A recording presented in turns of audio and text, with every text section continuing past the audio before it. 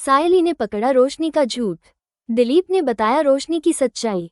उठ गया है रोशनी के राज से पर्दा, जिसका था दर्शकों को काफी दिन से इंतजार। जी हाँ दोस्तों, आने वाला ट्विस्ट बहुत ही इंटरेस्टिंग होने वाला है। आगे के एपिसोड में हम देखेंगे कि दिलीप रोशनी की सच्चाई का पता लगा लेता है कि रोशनी कोई अमीर घर की नहीं है। वो सब एक ड्रामा कर रही थी ताकि अपने सच को छुपा सके। टीवी सीरियल उड़ने की आशा के आने वाले एपिसोड में कहानी एक नए मोड़ पर पहुंचने वाली है। सायली रोशनी के कमरे में गई। उसने मुस्कुराते हुए पूछा, रोशनी तू कल कहाँ गई थी? सचिन बोल रहा था तू चिट्ठी से मिली थी। जैसे ही सायली ने ये सवाल किया, रोशनी का चेहरा उतर गया। उसकी आंखों में डर और झूठ साफ दिख रहा था। उसने बात घुमाने की कोशिश की, नहीं मैं तो बस ऐसे ही मंदिर गई थी। लेकिन सायली इतनी भोली नहीं थी। वो समझ गई थी कि रोशनी कुछ छिपा रही है। उसी वक्त सायली ने अपने मोबाइल से सचिन को मैसेज किया, कुछ तो गड़बड़ है। रोशनी झूठ बोल रही है। सचिन को भी लगा कि अब सच्चाई जानना जरूरी है। शाम को सचिन और सायली दोनों ने मिलकर दिलीप को सब बताया। दिलीप तुरंत बोला, मुझे एक दिन दो, मैं सब पता लगा दूंगा कि ये रोशनी कौन से खेल खेल रही है।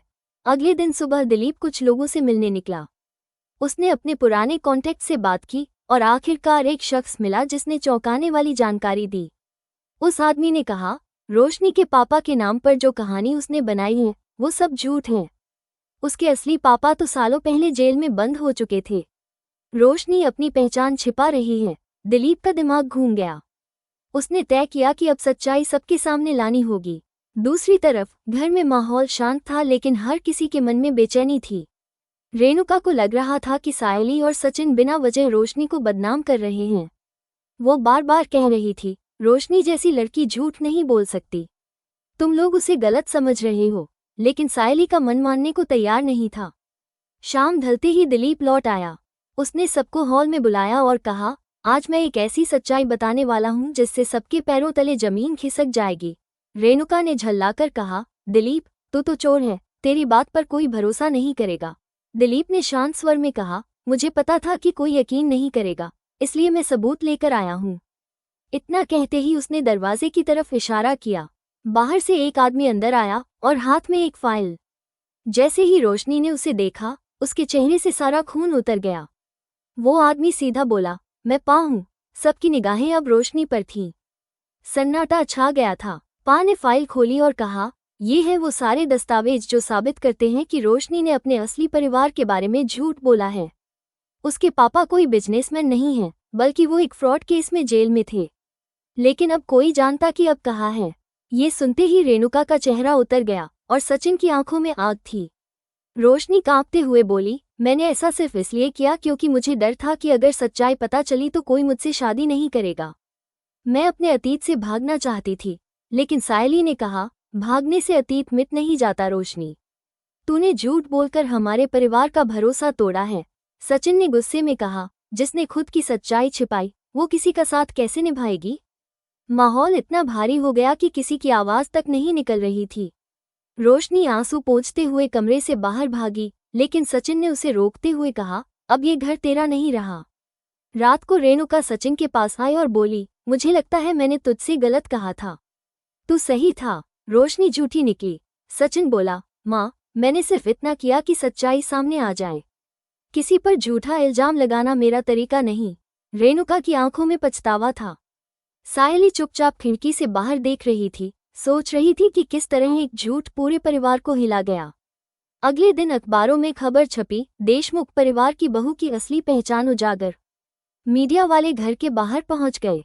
सचिन को गुस्सा भी था और दर्द भी, लेकिन उसने मन ही मन ठान लिया कि अब वो किसी को अपनी भावनाओं से खेलने नहीं देगा। वहीं दूसरी तरफ रोशनी अकेली बैठी अपनी गलती पर पछता रही थी। उसे एहसास हो गया था कि सच्चाई छिपाने की कीमत बहुत भारी होती है। टीवी सीरियल उड़ने की आशा के आज के एपिसोड की शुरुआत होती है सायली के दिल्ली पहुंचने से। वो अपने फूलों के कारोबार को नए मुकाम पर ले जाने के लिए आए हैं। वो श्री विकास के आलीशान समुद्र तटीय घर में उनसे मिलने पहुंचती है, जहां वो अपने आत्मविश्वास और सादगी से उन्हें प्रभावित कर देती है। सायली खुद को एक पेशेवर डेकोरेटर और फूलवाली के रूप में पेश करती हैं और बताती हैं कि वो हर सुबह उनके घर के लिए ताज़े फूलों की डिलीवरी कर सकती हैं। श्री विकास उसकी ईमानदारी और सलीके से बेहद प्रभावित होते हैं। जब सायली उन्हें अपने पिछले कामों की तस्वीरें दिखाती है तो वे उसकी रचनात्मकता की तारीफ करते हैं और तुरंत उसे रोजाना फूलों की डिलीवरी का ऑर्डर दे देते हैं। सायली को लगता है जैसे उसकी मेहनत रंग ला रही है। वो समझ जाती है कि अगर वो इस मौके का सही उपयोग करे तो इलाके के दूसरे बड़े घरों से भी सजावट के कॉन्ट्रैक्ट पा सकती है। लेकिन जैसे ही वो श्री विकास के घर से बाहर निकलती है, मंदिरा उससे नाराजगी भरे लहजे में सामना करती है। मंदिरा उस पर आरोप लगाती है कि उसने उसका क्लाइंट छीन लिया और उसके कारोबार में दखल दी है। सायली यह सुनकर हैरान रह जाती है और शांति से कहती है कि उसे इस बात की कोई जानकारी नहीं थी कि श्री विकास पहले से मंदिरा की ग्राहक सूची में है। सायली किसी तरह की गलतफहमी न रहे इसके लिए दोबारा श्री विकास से मिलती है। वो उन्हें अपने असली डिजाइन और अपने व्यवसाय के तरीके समझाती है। श्री विकास भी समझ जाते हैं कि सायली की नीयत साफ है, लेकिन मंदिरा के मन में अब जलन और ईर्ष्या की आग भड़क चुकी है। वो सोचती है कि किसी भी तरह सायली को नीचे दिखाना ही उसका जवाब है। दूसरी ओर सचिन अपने दोस्त अनीश के साथ बैठा अपने परिवहन व्यवसाय की कठिनाइयों पर बात करता है। हाल ही में यात्रियों की कमी से उन्हें काफी नुकसान झेलना पड़ा है। सचिन, जो हमेशा व्यवहारिक सोच रखता है, एक नया सुझाव देता है, क्यों न वे एक ड्राइविंग स्कूल शुरू करें ताकि उनकी आमदनी स्थिर रहे। अनीश इस विचार से सहमत होता है और बताता है कि उसका एक परिचित पहले से ही ऐसा व्यवसाय चला रहा है जो उन्हें मार्गदर्शन दे सकता है। बस एक दिक्कत है, पंजीकरण के लिए उन्हें एक कार्यालय का पता चाहिए। अनीश सुझाव देता है कि वे सचिन के घर के पते का उपयोग कर सकते हैं, लेकिन सचिन झिझक जाता है। उसे पता है कि उसकी मां रेणुका शायद इस बात का विरोध करेगी। सायली, जो पास में बैठी यह बातचीत सुन रही होती है, अपने पति का हौसला बढ़ाती है। वो उसे कहती है कि अगर नीयत सही हो तो रास्ते खुद बन जाते हैं। उसके शब्द सचिन के मन को छू जाते हैं और वह तय कर लेता है कि चाहे जो हो वो ये कदम जरूर उठाएगा।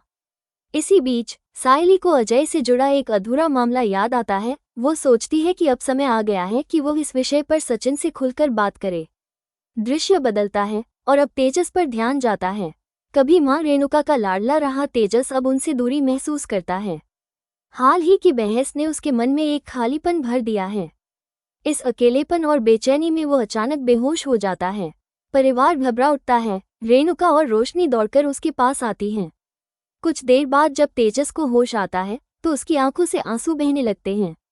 वो कहता है कि अब उसे लगता है कि कोई उसकी परवाह नहीं करता। रेणुका को अपने बेटे के शब्द चुभते हैं और वो उसे दिलासा देती है, लेकिन तेजस के मन में कुछ और ही चल रहा होता है। वो जानता है कि उसकी इस कमजोरी से वो फिर से मां का ध्यान पा सकता है और शायद घर के मामलों पर दोबारा पकड़ भी बना सके। शाम को सायली एक खास पारिवारिक भोज की सजावट तैयार कर रही होती है। वो उम्मीद करती है कि इस काम से उसे एक बड़ा कॉन्ट्रैक्ट मिलेगा। सचिन उसके साथ होता है, उसके हर कदम पर मदद करता है। दोनों मिलकर सुंदर फूलों से जगह को सजा देते हैं। जैसे ही सायली अपने काम को प्रस्तुत करने वाली होती है, वहां मंदिरा आ जाती है। उसकी आंखों में ईर्ष्या झलक रही होती है। वो सायली के डिजाइनों पर टिप्पणी करती है, उन्हें पुराना और असरहीन बताती है। ग्राहकों के सामने सायली को अपमानित करने की कोशिश करती है और उसकी मेहनत से बनाई सजावट को बिगाड़ देती है। सायली की आंखों में आंसू भर आते हैं। कुछ पल के लिए वो टूट जाती है, लेकिन फिर खुद को संभालती है। वो सोचती है कि अगर आज वो चुप हो जाए तो उसका सपना अधूरा रह जाएगा। वो मन ही मन ठान लेती है कि अब उसका काम ही उसका जवाब होगा। उसकी सादगी और मेहनत एक दिन मंदिरा के अहंकार को मात देगी। घर लौटकर सायली सारी बात सचिन को बताती है। सचिन ये सुनकर क्रोधित हो जाता है, लेकिन अपने गुस्से को शब्दों में नहीं, अपने कर्मों में बदलने का फैसला करता है। वो सायली से कहता है कि अब वे दोनों मिलकर साबित करेंगे कि सच्चाई और मेहनत के आगे कोई चाल नहीं टिक सकती। आज के एपिसोड में बस इतना ही। कमेंट में बताएं ये स्टोरी कैसा लगा।